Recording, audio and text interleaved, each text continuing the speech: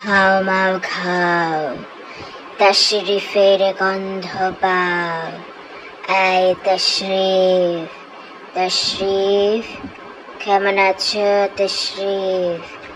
ভালো আছো তো তশরিফ? আমি লালটু ভূত এসে গেছি তশরিফ। তোমার নামে আমি অনেক কথা শুনেছি তশরিফ। তুমি নাকি কারো কথা শোনো না তশরিফ। ঠিক মতো খাও না, ঘুমাও না, পড়াশোনা করো না তশরিফ। এত সাহস কোথায় পেয়েছো তশরিফ?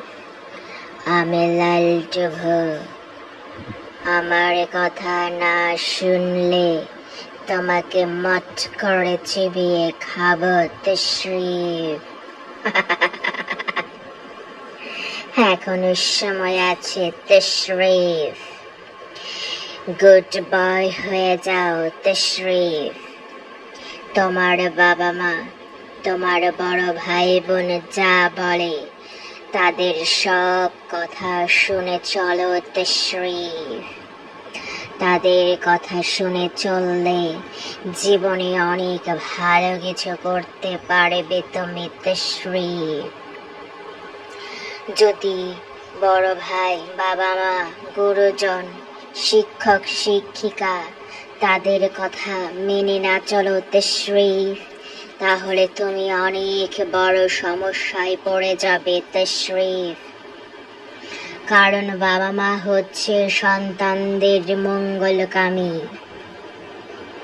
তুমি যদি বেশি বেশি খেয়ে, বেশি বেশি পড়াশোনা করে তাড়াতাড়ি বড় হয়ে যাও তশরিফ, তাহলে দেখবে তোমার বাবা মা কত খুশি হবে তশরিফ। আচ্ছা তশরিফ, তুমি বড় হয়ে কি হতে চাও বলো তো আমাকে তশরিফ?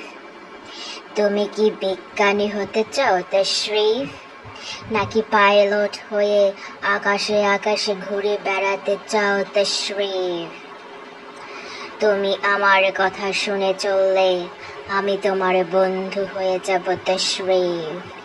আর যদি আমার কথা শুনে না চলো তশরিফ, তাহলে রেডি থাকো। আজ রাত 12টায়, গভীর রাতে, যখন তোমার বাসার সবাই ঘুমাবে, তখন আমিও টুক করে এসে তোমার জানালার কাছে বসে থাকবো। তারপর তোমাকে ছো মেরে উড়ে উড়ে নিয়ে চলে যাবো তশরিফ।